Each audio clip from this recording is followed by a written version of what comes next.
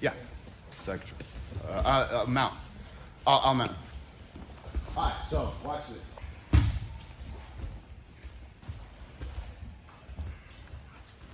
Come over here, put your head to the window. Okay. Next is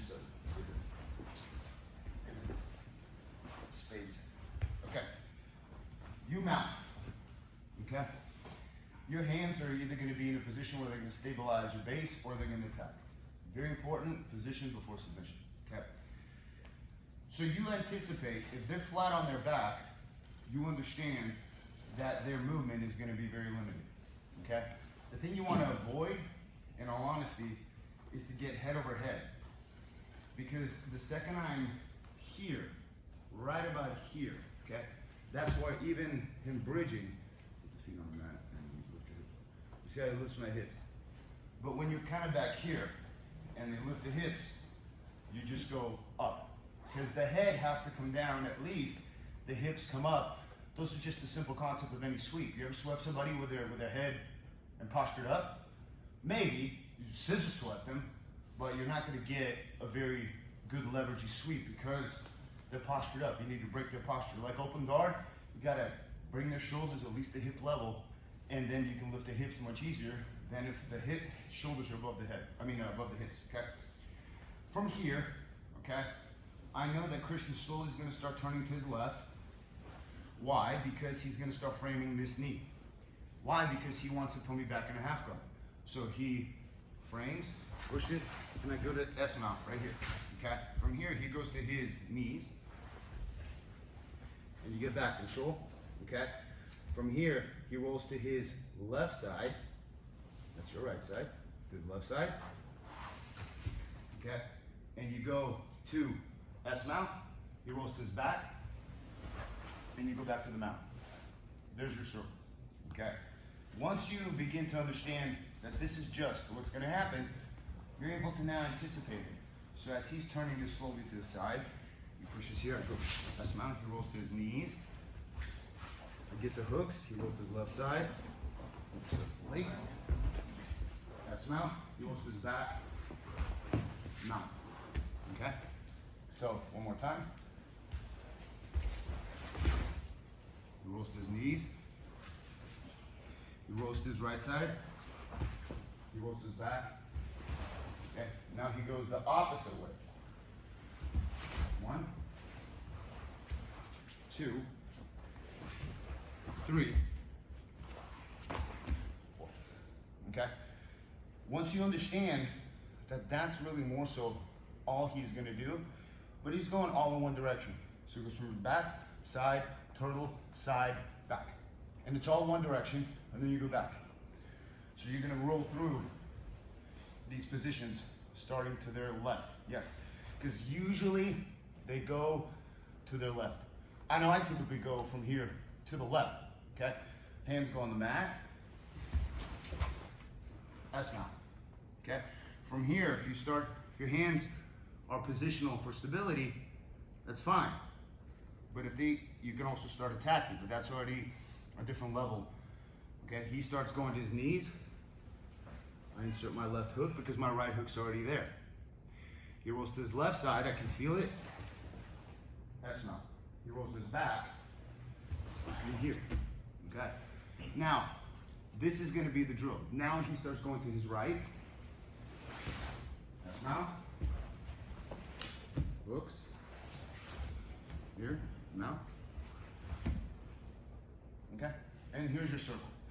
Your hands are going to stabilize your position because it's position before submission. And then you'll be able to hit submissions during transitions, which is a different type of, let's say, shooting a still target, or maybe skeet shooting, where you're doing some tactical training where the subject is moving, target, and you're moving. So it's all different degrees of difficulty. But from here, you at least understand what's happened. The second that they start turning, that's mount, he goes to his knees, here, goes to his side, here, he goes to his back, now it goes the other way. Here,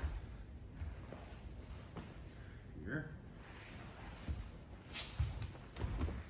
and then you're able to now, in the process of movement, get a submission. But don't do that. You're gonna go from mount to S mount to back to opposite S mount to mount. And then they're gonna roll the opposite way. So let's have Christian try. So you gotta be a good partner, because the objective is for you not to recover half guard or whatever. The objective is for you to create the proper movement so your partner can actually move positionally. So he mounts, yeah. Now, also, when you're on top, if you're too tight, you're gonna move with them, okay? You don't want that, because if he tightens up right here, look, you see how he moves. So he needs to give me an opportunity to move, because positionally, the more he holds on to me, he attaches himself to me. Now he needs to extricate a bit, meaning separate just enough so I can turn. He goes to S mount. I keep going, goes to back. You get that left hook better? Good. And now, for me to roll to my right side, I'm not gonna just fall over. I'm gonna extend this leg. Yeah, you see how his right knee comes out? Here. And then as I go to the mount, he's back here. Posture's up. Because when you're postured up right here, okay, and you lean back, I need to drop your base in order really to do an escape, okay? Because first of all, this is very good striking position. From here, right, and you sit back, because you know that if I'm here and I'm gonna bridge, lean back like you're on a horse, okay? You see that right there? Okay? And keep, instead of this right here, because this is not good for you, flatten your feet and hook your toes underneath. Yes. So yes, right here. So you can at least have a counter hook. So as I bridge, he leans back and at least forward. So he's basically stabilizing himself. Okay? Versus even that movement where I'm able to now move laterally, because the problem is that if I'm flat on my back, my lateral movement is not very good. Not very efficient. Also, if you ever mount, and let's say for police officers right here, and you're sitting up, the best way to punch, how would you punch from here? Right? Okay. But look, but you know what's happening? So you throw a punch, right? It's still got to go in a circle, right? I mean, it'll probably go in a looping, right there, right? So for you to connect with me, right, your head has to come over my head. Okay? So from here, if you want to actually do damage, okay, think of like Donkey Kong and just go like this. From your position. From your position. Oh, okay. Start Donkey Kong. Yeah, right here. Yeah, right there, okay? Yeah, because that's gonna connect without you losing balance. Because if you're here, bam, bam, but yeah, and you're like really like parent, okay. But again, I'm gonna go to the side. He goes to S mount. I'll go to my knees. I'm gonna extend my right leg here, and I'm gonna roll to my back. Here, and then it goes the opposite way. Here, gets S mount here. Here. Now I'm gonna extend my left leg to fall on the left side. Otherwise, I'm gonna just topple over. Here. Okay. So for the person on the bottom, you're really practicing hip escape, elbow knee escape. Okay. Shrimping. So we're here. Left. I'm gonna go total.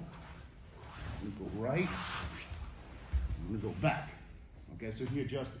Because in that process, for the person on the bottom, you're going to be able to see a redundant pattern where you can formulate escapes and exploit potential spacing, bringing your knees in and so forth.